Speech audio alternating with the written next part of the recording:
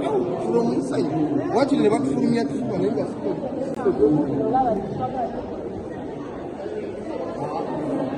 we are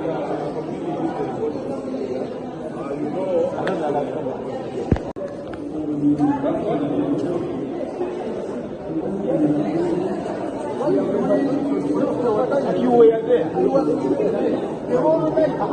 And then we process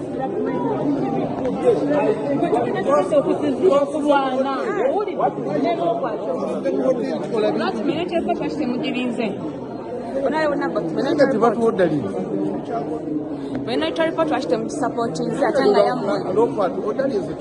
What's the model for a report? sign. What you never told me at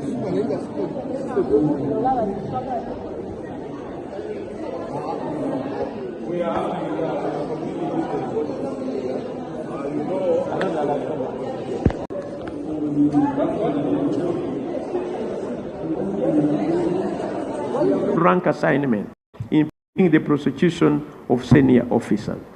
The temporary rank, with its associated privileges, may also incentivize judicial officers to prolong proceedings to retain benefits, hence compromising timely and impartial justice. The committee therefore recommends that the proposals contained in the bill regarding composition and structure of the military courts be supported Uganda fair trial provisions as in the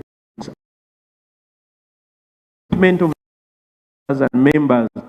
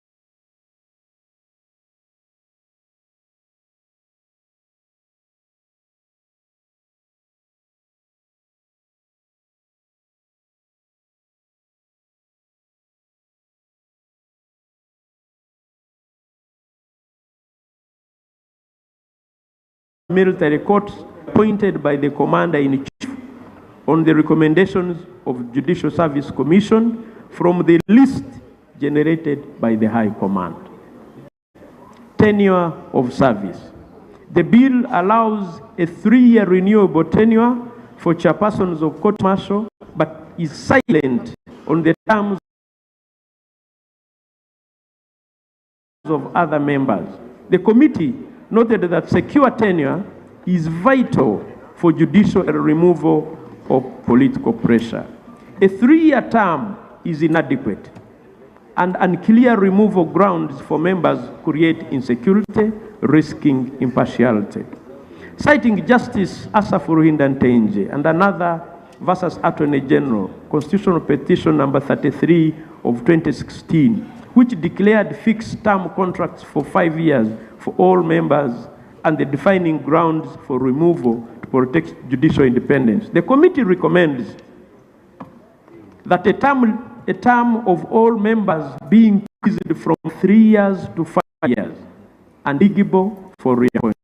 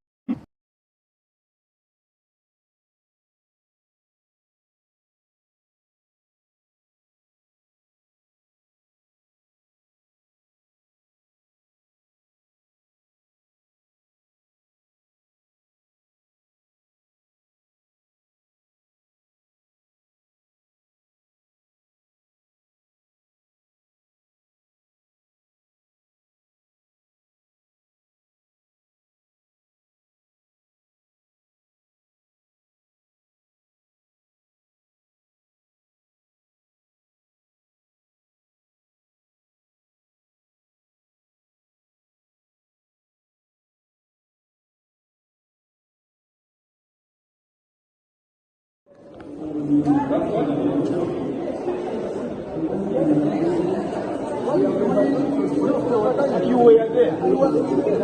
And then we process that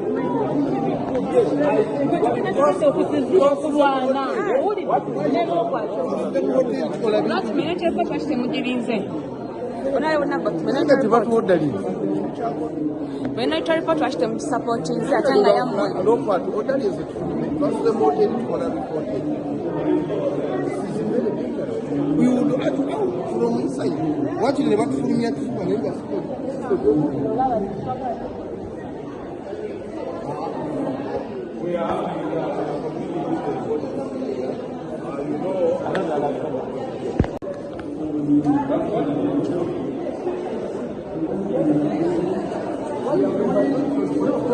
you were there.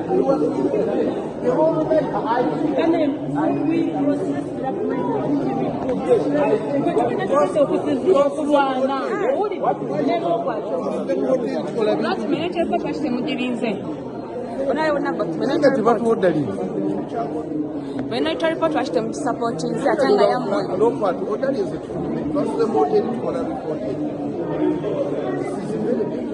we would add out from inside.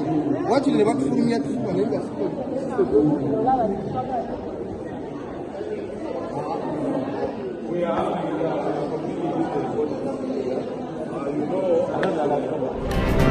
Happening now.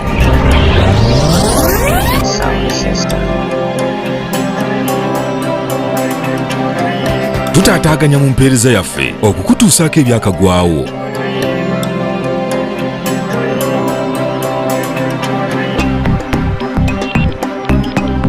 As proposed in the bill.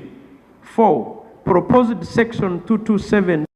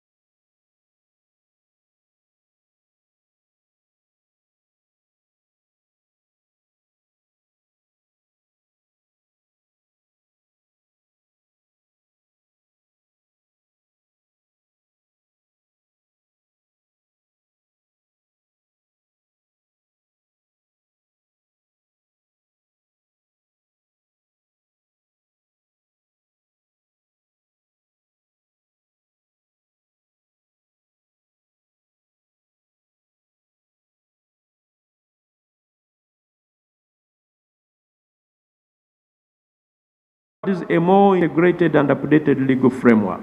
These reforms also introduce comprehensive provisions for retirement benefits, gratuity, and pensions, including entitlements related to death in service and disability, ensuring improved welfare and dignity for the serving personnel and the veterans alike. The Kampala reduction in force UPDF veterans informed the committee that although they voluntarily enlisted in the National Resistance Army struggle, which ultimately resulted in a change in government,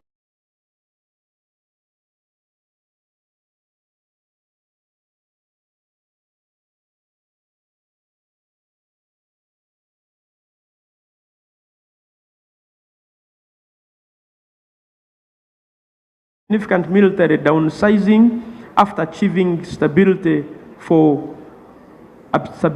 post-internal conflict. This began demoralization efforts,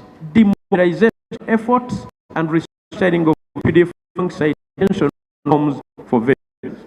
The reduction in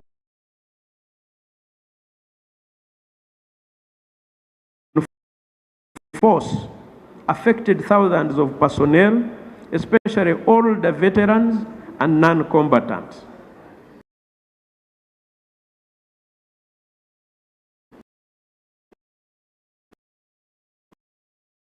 Aimed at enhancing security and bureaucratic hurdles to obtain benefits.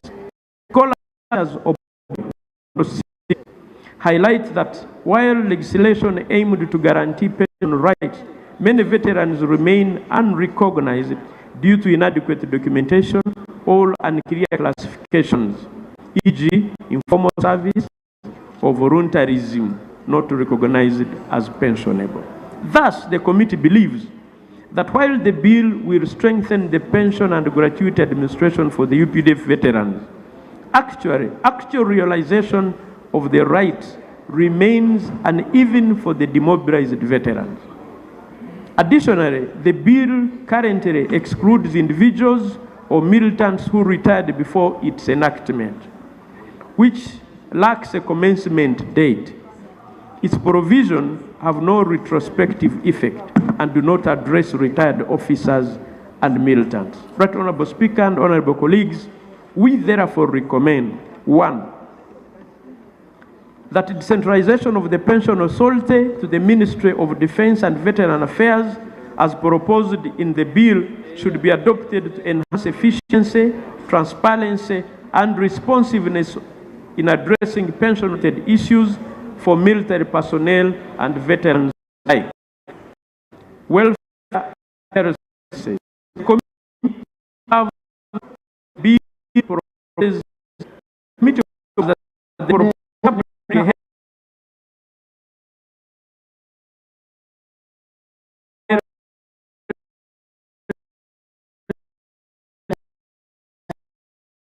that this front bench be reserved. As it is now, the several members appear to be part of my team, but when I invite them to support me, they shy away. Is it in order that they sit here is it in order for them to continue defying the ruling that you made, that this front city be reserved for the members? Is it in order? Honorable Wilson, continue. Thank you. Right Honorable Speaker, I am now addressing committee's concerns and observations on welfare and health services. The committee observes that the bill proposes establishing a health care service for the Defense Forces personnel, creating a dedicated health care service for the military personnel. Let's listen to the introduces, Honorable Speaker, creating a dedicated health care service for the military personnel introduces extensive health care system, including routine medical care for the dependents of the officers and militants, rehabilitation services, and access to specialized treatments abroad when necessary. Additionally, the Defense Forces Medical Board has been established to manage medical evacuations, to manage medical evaluations, conduct disability assessments, and approve treatment for officers and militants.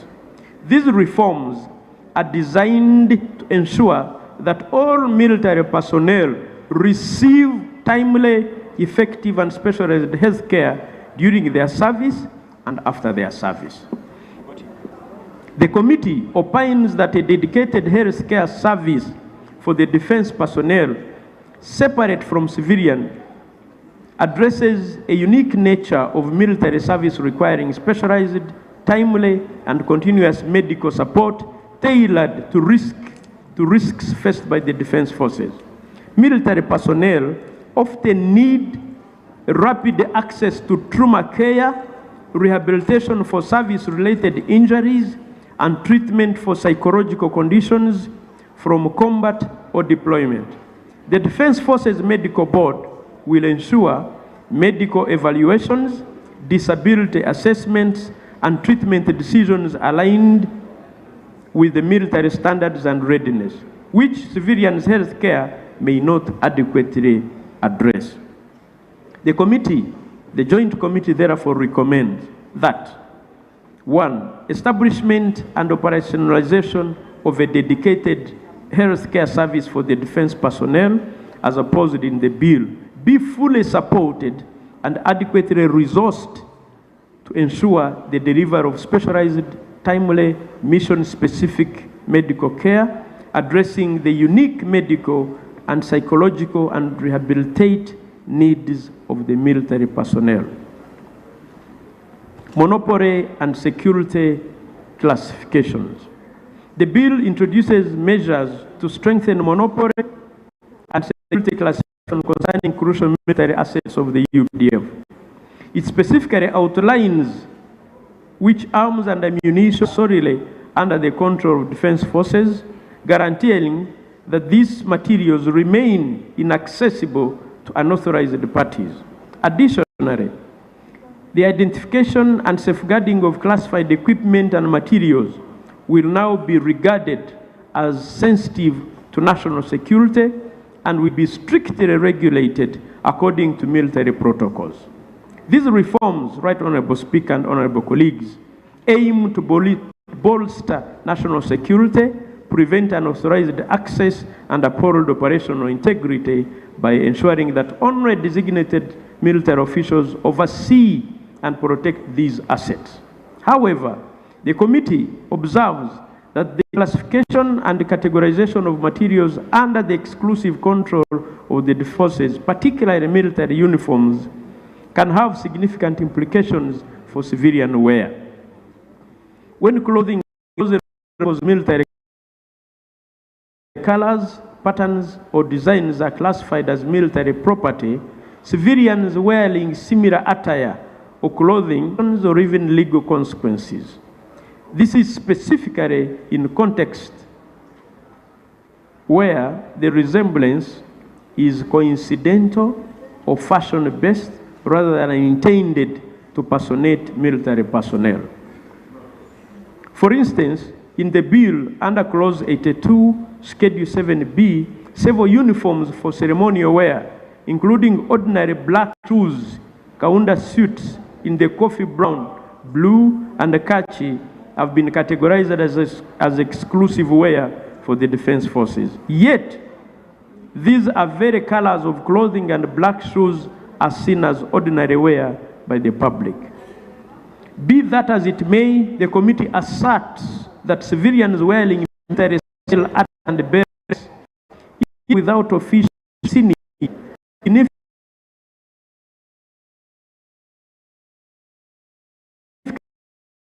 risks military identity, public trust, undermine military distinctiveness, and grant an earned authority to those not following military codes. Emergency situations, the difficulty in distinguishing trained service members from similarly attired civilians may increase risks potentially damaging the armed forces professional image. Recommendations. We therefore recommend that Schedule 7B should be amended to include a requirement for marking military stores with the logos and insignia of the UPDF, thereby distinguishing them from civilian items. 2, that a provision should be inserted to restrict the wearing of camouflage military-style uniforms and berets by individuals who are not part of the military. Conclusion, Right Honorable Speaker and honorable colleagues.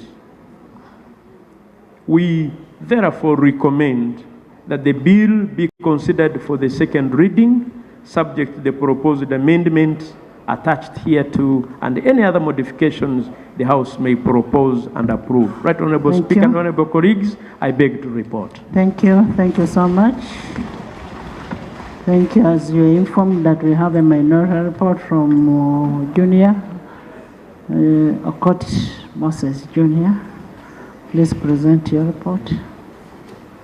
Go to areas of dissent.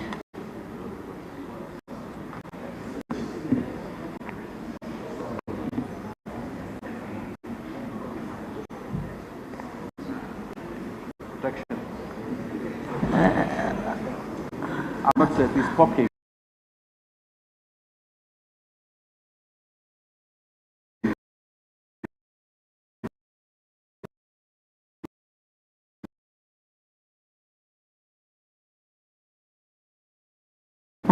Habib, you extend, you're disturbing Junior.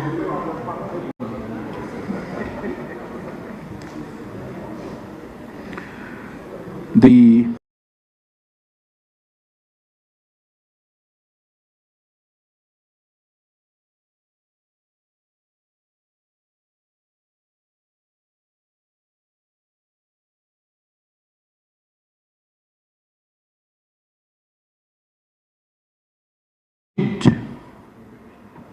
in a higgledy-piggledy manner, haphazardly reach a position that would qualify the report that I am reading to be the majority report. And to justify the same, we had about 14 members signing this report out of the total number of members of these two committees. How many members signed the majority report? Let's get a difference between majority and minority. Right, Honorable Speaker, the majority report has been signed by total number of 26 members. The joint, yes, then the joint 14 decide, okay. While I finish, it doesn't us that if reason, persuasion, logic, and science has never taken, let it take today, because this is a very critical part of the bill that I decided out of the opposition to remain in this house so that I present logic, science, reason, and law house.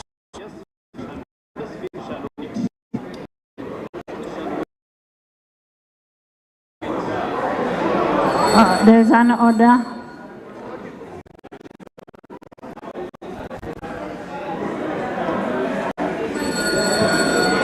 Thank you very much, Right Honorable Speaker. I rise on the point of order. This House is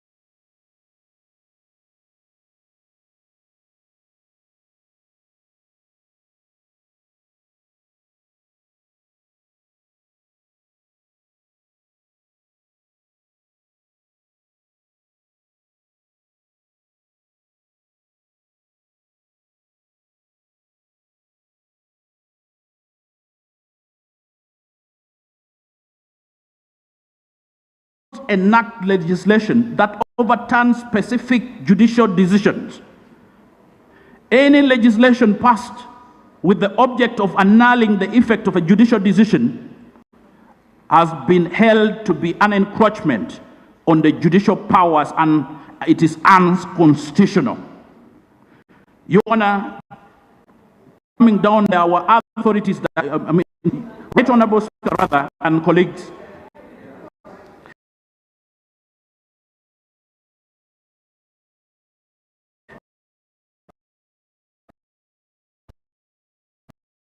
there were other authorities that were cited year after to persuade the House. I urge members to peruse through while I go to deal with the second area of dissent.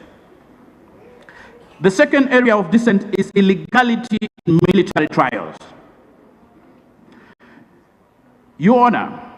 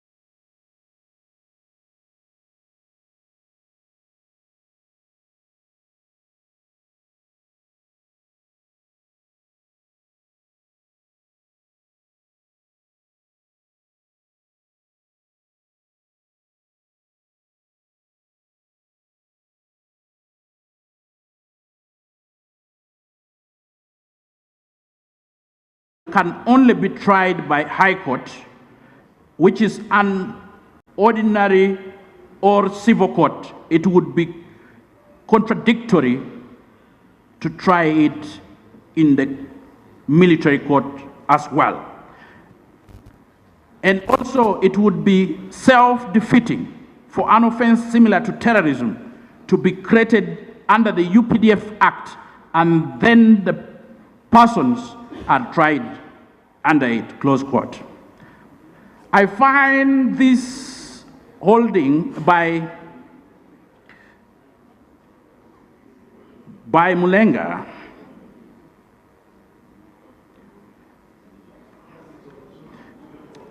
by Justice of the Supreme Court, Justice Mulenga, still correct position of the law, and where jurisdiction is expressly excluded or prerequisite, marshals, the court marshals are to that. So the to the country.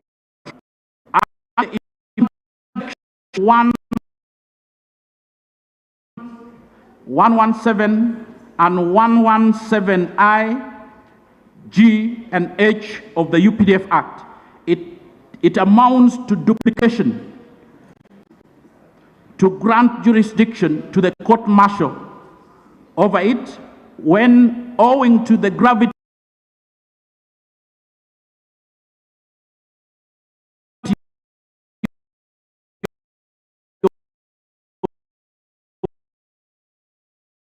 of these offenses, Parliament confession is the danger possessed by concurrent jurisdiction, where the military courts could try a case that is also before an ordinary court martial and the DPP to manage the cases, beyond mere provisions in the UPDF Act and the jurisdiction court martial does not take away that of the civil courts. Concurrent trials in both military and would also be prejudicial to an accused for a simple reason that it could lead to double jeopardy, as each court could potentially come up with a guilty verdict. Additionally, as already noted, the General Court Martial and other military courts are subordinate courts. See, in the case of Attorney General versus Uganda Law Society Constitutional Appeal number 1 of 2006. However, I do not agree with Justice Mulenga's finding, where he held that the General Court Martial is subordinate but not lower than the Court Martial. According to the Black Laws Dictionary, Brian A. Garner, 8th editions, subordinate means placed in or belonging to a lower rank or class or position, or subject to another authority or control. Assigning an ordinary meaning to the word subordinate, all court martials as subordinate courts creates under Article 129 1D can only have jurisdiction that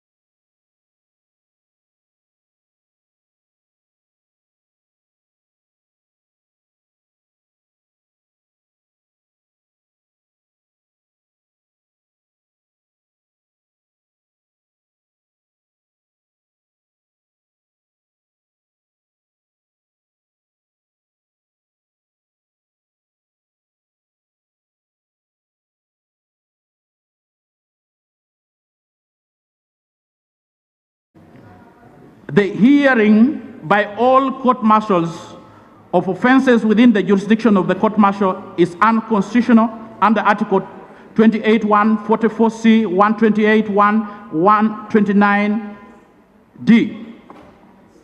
Close quote. The general rule is that ordinary courts alone have jurisdiction to try civilians. The Supreme Court was unable to find any rational justification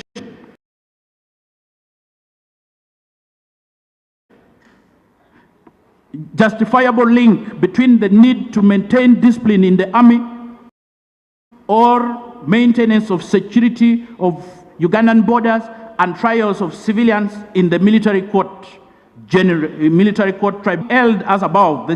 The Chief Justice made the following orders. A, the provisions of 179(1), 2, and now 171, 1 and 2 of the UPDF Act. 171 or 177, 1 and 2. 179.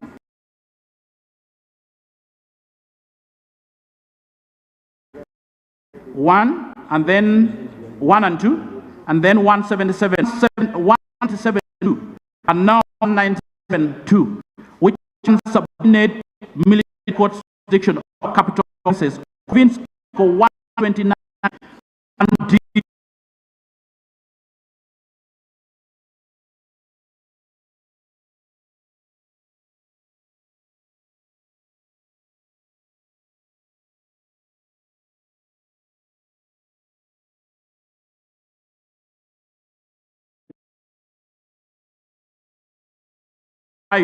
in court of and abate of service offences or ordinary criminal offences in which a person subject to military law is a principal offender. Honorable Speaker, the minority of minority observes that the Supreme Court's decision had the following effects. The trial of civilians by court is only permissible in exceptional circumstances and only after state has concretely demonstrated to court by verifiable facts and by objective and serious reasons, need and justification for a recourse to a military court. 2. The minority observed that military courts can only have jurisdiction in relation to specific class or category of persons and specific offenses which ordinary courts are not in position to try. 3. The jurisdiction of the court-martial can only extend to cases reserved for specialized courts such as Anti-Corruption Court under the Anti-Corruption Act, International Crimes Division under the Anti-Terrorism Act. 4. Military courts cannot have jurisdiction of offenses which require the consent of the DPP.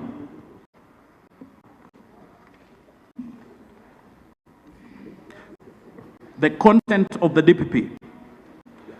5. Civilians can